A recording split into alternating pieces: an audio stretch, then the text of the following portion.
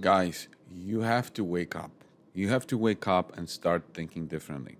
They're all going to get acquired at some point. Aduro, Oracle, Voxter.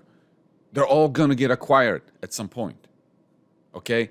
They're not going to stay independent companies because the biggest value creation is creating a business like it's an ingredient to somebody else. Think about some people like Mark Cuban and others. What did they do? You hear these stories. Oh, I built this technology company and I sold it for millions of dollars. That's what's going to happen. You have to realize this. And it's not that the management is changing anything. That's what's going to happen. Okay? I mean, look at the companies that Voxter put together. Clarosity was acquired. Anow was acquired, right? By Voxter. Now Blue Water was acquired. Even iLookabout acquired Voxter for something. Why? Because these things fit together. They are an ingredient to creating something better, something bigger.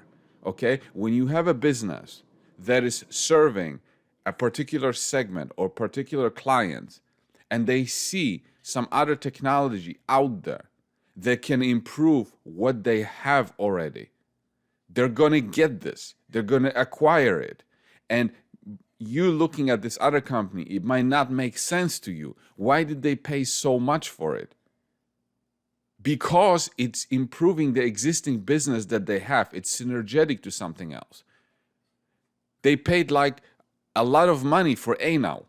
Voxter paid a lot of money for Anow. What did they pay? Like 10 or 15 times for Blue Water on revenues? Right? Why? Because it fits together with something else. That's what businesses do. That's why I'm telling you that you look at something like Aduro, the management doesn't have to tell me anything. It's going to get acquired at some point. It's going to be gone before you see those licensing revenues or them building. They said it in the presentation that the revenue for Aduro is going to be licensing model and maybe building their own plants in the future. Somebody's going to come along and get them before they even get to that point. Even if you look at Oracle, what does Oracle do? Oracle is building out an asset that somebody else is going to build a business around. Oracle is not going to put Santo Tomas into production.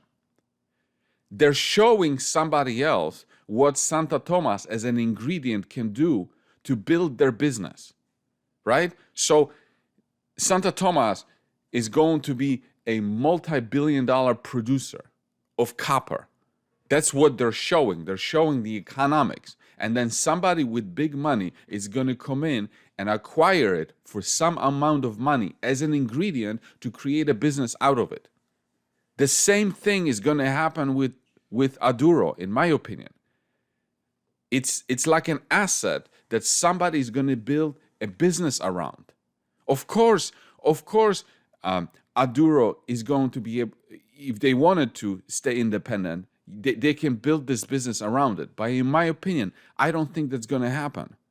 Okay? Somebody is going to come along, crunch the numbers. Once it becomes crystal clear that this technology works and this technology solves a major problem, somebody's going to crunch the numbers and it's going to become a strategic to them to build a business around it, and they're going to pay a big money for it. Because if you look at the licensing model alone, just the licensing, light business model, one huge client can generate $100 million of revenue. It's in their presentation. Offer said it in the interview. One major client that needs plastic recycling solution, $100 million of revenue with $80 million of EBITDA. How many plastic producers are out there around the world that might benefit from this technology? So this alone can generate billions of dollars in revenue, billions of dollars of revenue, and billions of dollars of EBITDA. This alone is an ingredient to a $40 billion business. We're not talking about building plants. We're just talking about somebody else building plants and you just get a check.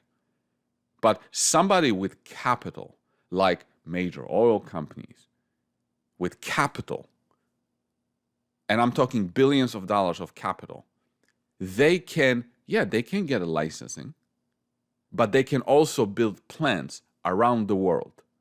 Okay, so now we're talking about creation of a not just a $40 billion company, but much bigger than $40 billion company around this technology. Okay, and that's just one vertical. That's just plastic. What about bitumen? What about renewable oil? They have 3 verticals. Okay, so Aduro's technology is an ingredient to building a multi-billion-dollar company, and not just 40, 100, 200. That's an ingredient. Somebody is going to see this. Somebody is going to come along, and then the next question is, what will somebody pay?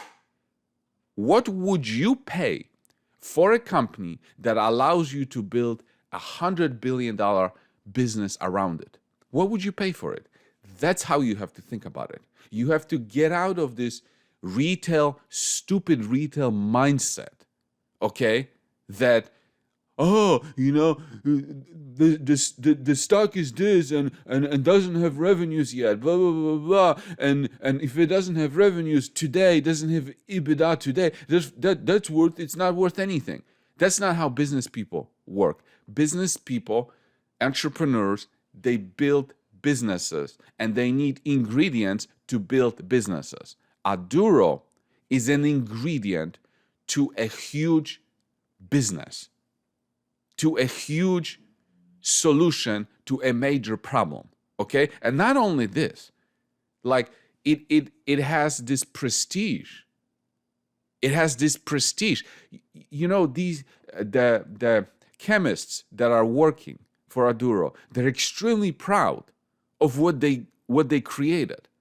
I mean, wouldn't you be proud of creating a worldwide solution? And wouldn't you, as an oil company that is getting bad rap for polluting the environment, polluting the oceans, producing plastic, wouldn't you want to be the hero and have and own a technology that makes you a good guy? There's so much more to it, but you have to open up your mind. It's not just about 3 inches in front of your face, what a company generates today. Okay? It's how much is this ingredient worth for the creation of a multi-billion-dollar business. That's how you have to think about it. The same thing is with Oracle, and I'm telling you, at some point, Voxter is also going to get acquired. It's a matter of how far they want to take it. How far they want to take it. Is it going to get acquired now? Is it going to get acquired in 12 months? Is it going to get acquired in 24 months? It's going to get acquired because Gary doesn't want to run it.